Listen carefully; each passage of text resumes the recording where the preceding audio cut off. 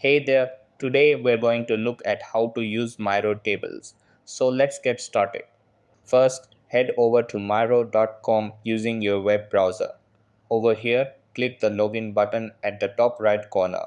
After that, click continue with email and follow the prompts to sign in. Once you're logged in, you'll see your dashboard with all your boards.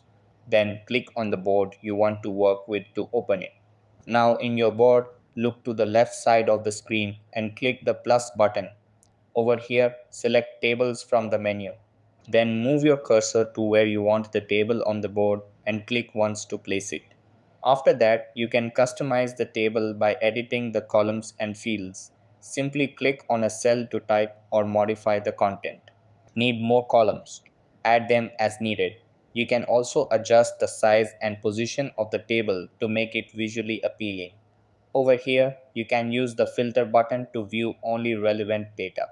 And that wraps it up. Appreciate you watching. See you in the next.